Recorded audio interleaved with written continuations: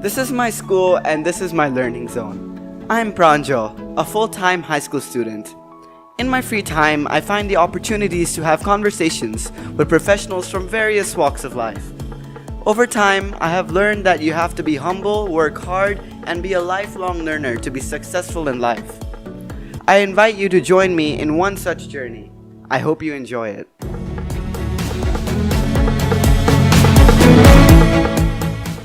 Mrs. Gosia Cano's passion for fitness started in her first year of university when she took an aerobics class, and she got hooked right in. What inspired her so much was to stand in front of the crowd and motivate people to move. And that sums up her mission in life, to get people moving and to help them stay active and lead a healthy life.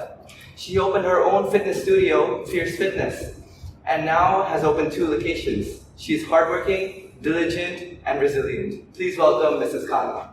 Thank you so much for having me. This was a really nice introduction. So Mrs. Cano, as a young child, you were born in Poland. How was life in Poland? I lived in Poland until I was 14 years old, so I went to kindergarten and to elementary school in Poland. Living in Poland as a child was much different than life nowadays. We didn't have Wi-Fi. We had a TV that was black and white, and we had 2 channels. So we didn't take a lot of time on the screen, and that's why we played outdoors a lot, which was fun. And Poland has 4 different seasons, so even though it was cold or raining, we would still go outside and play. And it was really fun because in the summer, you would go swimming, go to the forest, and in the winter, we used to go skiing, tobogganing, so a lot of different varieties. Another thing about my childhood is that I lived during communist era, and that is not such a fond memory because I remember about the poverty. We had food stamps, so for example, we had to stand in line to get some meat or bread or butter or some fruit. So that is not such a fun childhood memory. At the age of 14, you leave Poland and become a refugee. How was leaving Poland at such a young age? It was quite an experience because my stepfather at the time was in the army, and after the vacation that we were taking, he was supposed to go for army training. So when we left Poland, we said to everybody that we're going for holidays for 10 days to Italy, and then we would come back, which was not true because in Italy, we went to the refugee camp, but we couldn't say that to anybody, not even my own grandmother. So that was really heartbreaking because the last day before the vacation, I hugged her and she thought we were going for a holiday, and we knew that we would never come back to Poland. So it was really traumatic experience for a 14-year-old girl. Definitely. What motivated the move from Poland to somewhere else? Living in a communist era, my parents didn't see a lot of opportunities for themselves or for me, and they decided to leave Poland for a better life. Yeah, all right. How was life in the refugee camps in Italy? The first 3 weeks were tough because we lived in a refugee camp with different families mostly from Poland, but also from Albania, from Czech Republic, Slovak Republic. So all the people that were escaping the life that they had, that wanted better life. And we lived in barracks with bunk beds and had food rationed. We had nothing with us. We brought basically our 1 suitcase per person, so we didn't bring any belongings. So it was quite tough at the beginning. After those 3 weeks initially of living in the refugee camps, did you know a date where you're going to move out of refugee camps? Did you know where the plan was to go next? We had an opportunity to go either to the United States, Australia, or Canada, and my parents decided to apply to go to Canada. And at the time, they told us that we would wait about 8 months to a year. And it ended up being a year and a half living in a refugee camp. But after the 3 weeks, we were moved to a hotel, which was more suitable for families. So living in a hotel wasn't so bad because we lived at the seaside. So we were going to the beach every day, and they were feeding us better. So it wasn't so bad when we lived in a hotel. So you moved to Canada after a year and a half. Yes. Was there a gap in your education while you were living in the refugee camps, or were you attending some sort of school? While being in Italy, I worked because we didn't have any money, and I did not attend school actually. So for a year and a half, I did not attend school. So you moved to Canada after a year and a half. How did it feel finally getting a country to call home?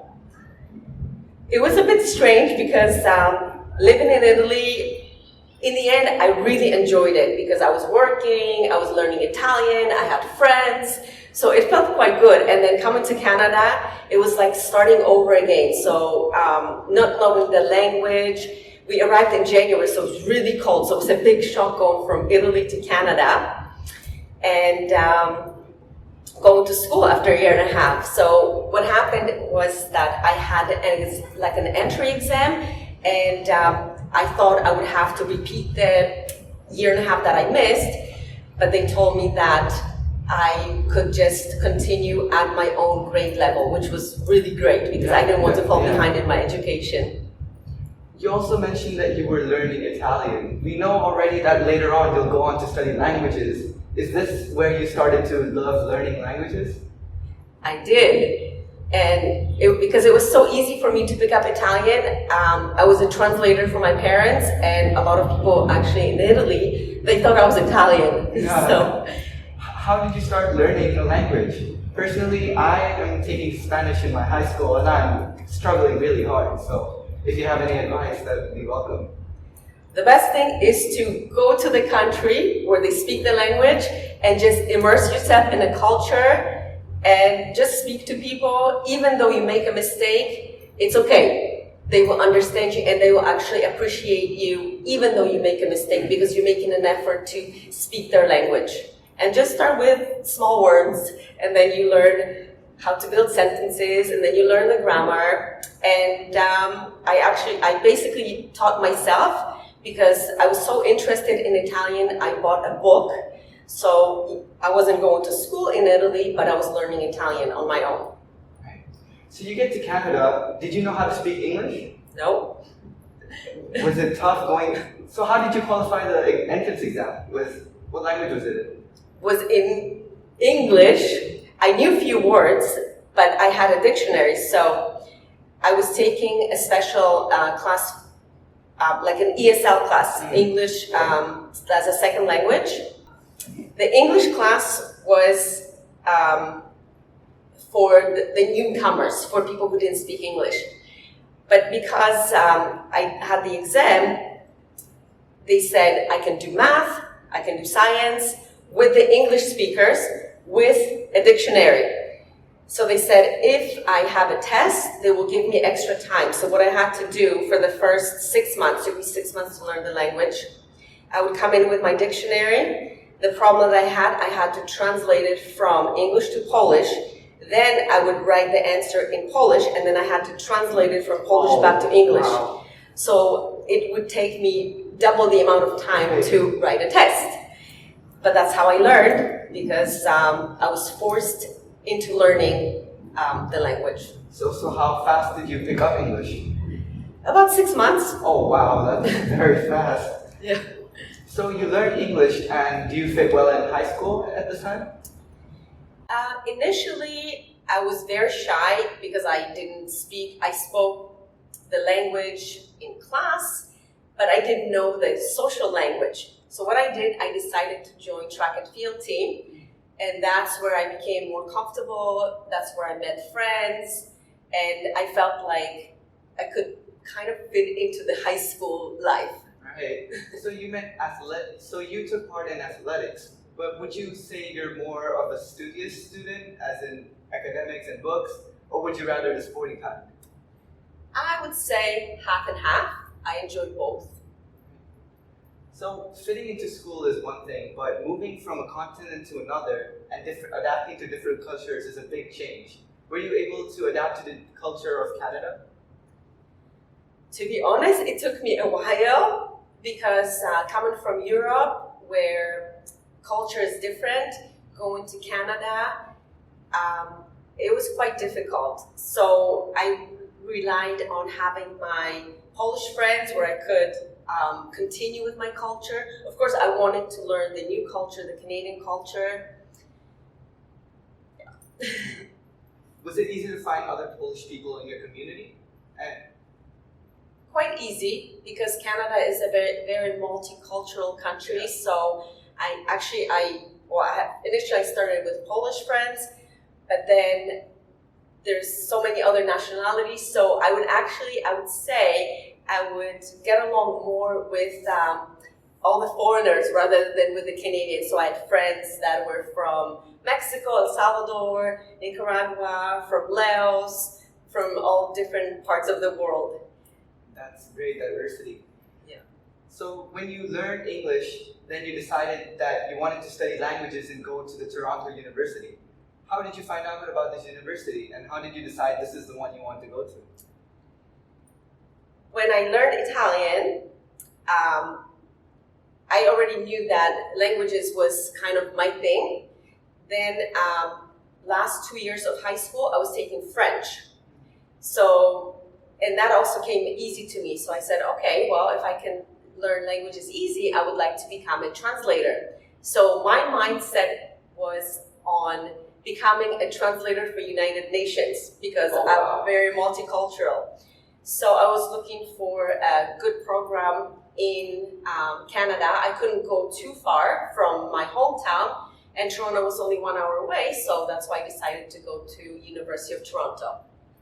Were you scared of the application process? Since currently in 2 years I'm going to be applying myself, and just thinking about applying to college seems like a big deal. How did you get through the process? It was a big deal, but I just went with the flow, I guess. Yeah. So you learn English in 6 months and do get into the University of Toronto. In there, what did you study? So University of Toronto, I studied more languages. So I was majoring in French and in Spanish. But after 1 year, I decided to make a shift because, like you said, for the introduction, I attended an aerobics class. And I said, yeah, languages are great, but something sparked in me. Yeah. I said, this is what I want to do. I want to be into fitness. So how did you go to the aerobics class? Were you looking for an activity to do, or did a friend convince you?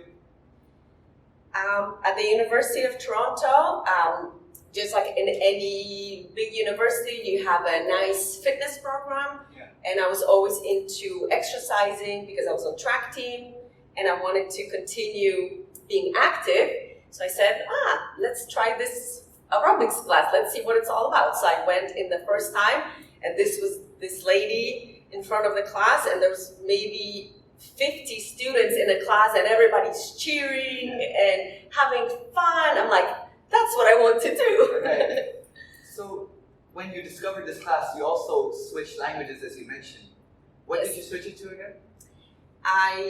So what happened after the first year, I actually took a gap year because I couldn't afford to pay for my university. So during that gap year, I decided to work, and I decided to take my fitness instructor's course through YMCA. And then I decided to make fitness my prime kind of area of education. So I started taking human kinetics at University of Windsor. So I switched from Toronto to University of Windsor. How many years did you study at Windsor? I studied there for 4 years. So you stopped studying languages and moved completely to fitness? Yes.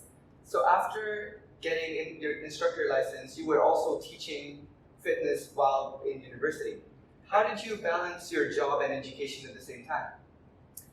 The nice thing about teaching classes is that you do pretty much 1 hour, so it doesn't take so much out of your time. And added bonus is that when you're teaching the class, you're also moving, because at the time I was doing aerobic style class, which is like back in the 90s, it was called high-low impact. So there's a lot of jumping, a lot of moving around. So I said, hey, I'm getting paid, I'm exercising. This is the best job ever, and I'm only working 8 hours a week, and I'm getting paid. When you were learning how to teach and teaching is a very vast difference. I've learned that from my own tutoring that I do. Was it challenging teaching people, or did it come easy to you? I think it just came natural. Obviously, when I started, I was very nervous because I was in front of a large crowd and I was afraid of making a mistake. But just having that energy of the crowd and people moving and cheering and good music, I honestly, I didn't find any challenges. It was a very nice feeling for me to teach people, to be in front of the class, and yeah. So you finished your university degree and then you decided to go to this full-time. What steps did you take to work in this industry full-time? So after university, I actually went on and I studied massage therapy. So I became a massage therapist, which is also related to fitness because I was working with a lot of athletes. I was working with athletic injuries. So it's all related. But always when I was doing massage therapy, I was teaching classes, and I also took a personal trainer's course to later make that my full-time career.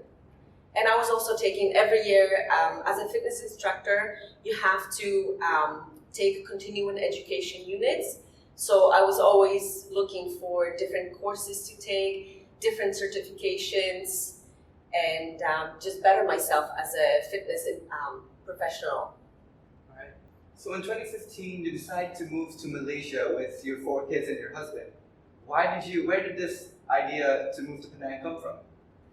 We moved to Malaysia because of my husband's work. So he works for automotive industry. From Canada, we actually went to China first. And then in China, he was offered a job in Malaysia, in Penang. So we came here for his work. Right. So when you moved to Penang, were you facing some mental doubts about what you're going to do there, or did you have a plan of exactly what you want to do? So while I was living in China, my fitness program was really going great. So I have decided that when I come to Malaysia, I will continue with that program. And my plan was to open a studio with TRX, which is like a functional training kind of studio. In China, did you have your own studio? In China, I did group classes, but I did not have my own studio, but that was my dream, my goal to open a studio. So you moved to Penang and you decided to start your own studio, but you faced a major roadblock, your work visa. So you decided to put owning your own studio on the back burner and decide to open a YouTube channel and conduct classes and give advice on YouTube. Yes. Tell us more about your channel. So when I found out that I'm not able to work, that I have to wait at least 3 years to get my working visa, I was thinking what to do. And a friend who was living in Germany at the time asked me to do a program for her, but she asked me to do it in a form of video. Yeah. And her friend had a friend who was living in the USA at the time. So they said the two of them would do the program together, and they asked me to do daily videos. So I would do like a 10-15 minute video, and I would send it to them. And then I thought, hey, if I can do it for the two of them, why can't I do it for a larger population? So then I did an online fitness program with videos. And I ran into a problem because I would have to send the video through email. Oh, yeah. And it wasn't working very well. So then I decided, hey, but there's YouTube. So if I have a link on YouTube, then people can access it easily. So that's how I decided to start my own YouTube channel. When you started your YouTube channel, did you see other people joining into your channel, people apart from taking the courses? Yes. How did you feel at this moment? It felt great because I said, now with my fitness, I can reach not only the people that I know, but I can reach pretty much the whole world because the whole world is on YouTube. Yeah. So apart from fitness content, did you do other things on your channel? Initially, I did some cooking videos and a few blog videos. But to be honest, when I was looking at the statistics, they were not getting so many hits. So I kind of tried to narrow down what do people want to watch from me. So one time I did a video with a punching bag, and it was actually a request from a friend from US. She said, "Oh, I just bought a punching bag. Can you do a video of kickboxing on a punching bag?" I'm like, perfect. And to my surprise, 3 months after I posted that video, I was getting hit after hit, and I'm like, wow, this is it. This is my gem. This is what I have to, start doing. So I decided to really narrow down my clientele and just focus on doing Muay Thai inspired workouts and punching bag workouts. So you look at the analytics, analyze what you should do next, and you generate videos. But YouTube's guidelines are very clear, and to make money or start earning money, there's a lot of big requirements. Yes. So this was great for your passion, but it wasn't earning any income. Did you face, and how did you feel at this moment? I really enjoy doing videos, so I was thinking, first, follow your passion, the money will come later. So even though I wasn't making money from YouTube channel, I was making money from my online fitness programs. So everything was kind of linked together. And as my audience was growing, I decided that once I reached 8,000 subscribers, I will monetize my channel, which I did just recently. Oh, wow. After 5 years of having the YouTube channel, so it was a while. So you mentioned your online courses. Where did you offer these online courses? The online courses I offered through Facebook and through Instagram. Right. So how did you learn using these modern applications? Since many people have a tough time learning how to run a business on Instagram and Facebook. It's all a big, long process, especially with different platforms coming up and with changing algorithms, everything's changing all the time, so you have to update yourself. But it's just a great skill to have because even though it took me a long time, I have this skill forever for the rest of my life. So recently TikTok became a big hit. Do you plan to moving to that social media as well? No, I'll stick with YouTube and Instagram for now because I'm so busy with the studio. I just don't have time for so many social media platforms. So you do get your work visa and you get to open your own fitness center. What steps did you take to open your fitness center? So 2018, I got my work visa. The day when I got the visa, I said I'm gonna plan on opening the studio. So it was kind of like putting puzzle pieces together because I knew what I wanted, but I didn't know how to put it together. So I started with the idea of doing functional training because that was my idea from China. And then I have a friend who's into cycling. He's like, hey, there's no cycling studio in Penang. Why don't you open indoor cycling? I'm like, good idea. Let's do that. So those were my two major kind of like startup points, looking for a place where I could have TRX workouts, functional training with kettlebells, with medicine balls, and also indoor bikes.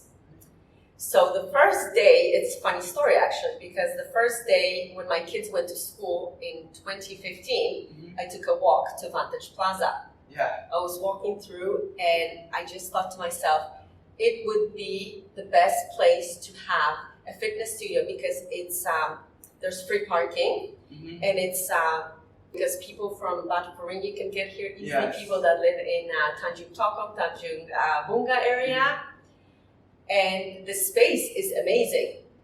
So when I was looking for a studio in 2018, I said to my agent, let's go to Vantage Point because that's where I want to have my studio, and that's where I found my unit. So when you bought the unit, how did you get all the equipment here? I bought equipment online from Lazada, and the bikes I bought in China. So that was a big process also, because I was going. When you open up your studio, when you open up a business, you want to cut costs. Yes. Especially when you're a startup business. So I have decided to go the route of ordering my bikes from a supplier from a factory in China. The problem with China is that you don't know what kind of quality you get. So I had to hire an agent to help me to do quality inspection, and then trying to bring the bikes here, it was a big ordeal also, because the bikes were stuck in customs for months. So I opened my studio, I had my TRXs, I had my small equipment like kettlebells, but my bikes were not here, so it took a little while. So once they came, it was one of the best things. Yes. Like, yes, the bikes are here, and now we can really start doing fierce fitness classes. So when small studio and startup, resources are quite low. How does your studio compete with the big other industries in our area? Okay, so I always say we go for the quality while they go for quantity. Yes. So because it's a studio where people come for classes, we don't sell memberships. People come specifically for different classes. Right. So our instructors, our coaches know everybody by name.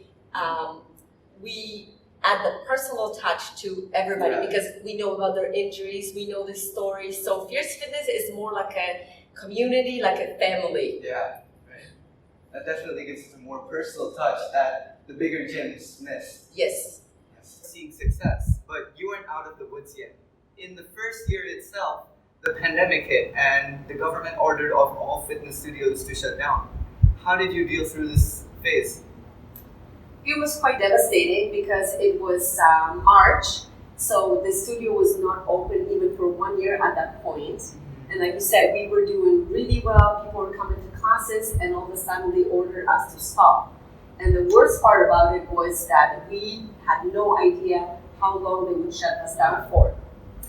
So what we decided is to do online classes, just like every other studio in all over the world, pretty much. So during the first lockdown, our online classes were quite successful because people were not allowed to go outside, people were not allowed to run or walk outside. So people would join a variety of our classes. However, during the second and third lockdown, people were allowed to go outside and exercise. So our classes kind of went down the drain because people prefer to go outside rather than exercise in front of the camera, which is very impersonal. So during the second and third lockdown, we did not continue with online classes. Instead, what we did, we rented out our equipment. So that's how we kept ourselves alive by equipment rental. So it seems like you adapted a lot to your situations, and this is a skill that takes time to learn. How did these ideas come to you? I guess the pandemic is a blessing in disguise because it really taught us that we need to be flexible. We have to be innovative, and also do not forget to follow your passion, because once the passion is gone, then everything else is gone. Because in a large scheme, there are always ups and downs. Yes. So sometimes you make money, sometimes you lose money. So you just have to have this kind of like a larger picture in your mind that where you want to go and what is your mission. Yes, that's great. That's really inspiring. Thank you.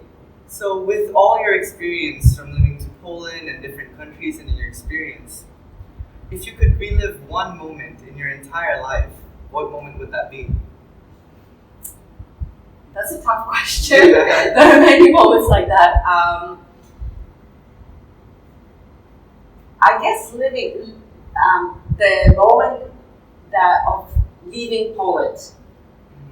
Yeah. Maybe do things a little bit differently, knowing what was ahead of time. And if you could change something, what would you change? I guess nothing, because every moment, even no matter how bad it is, it's a learning experience. With such a successful career, how how much percent of your success would you dedicate to hard work, and how much percentage of your success would you say was luck? There's no luck. It's all hard work and believing in yourself.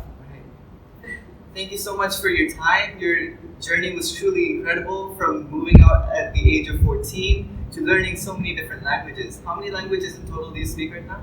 4. Wow, that's truly inspiring. Thank you so much. Thank you so much for having me.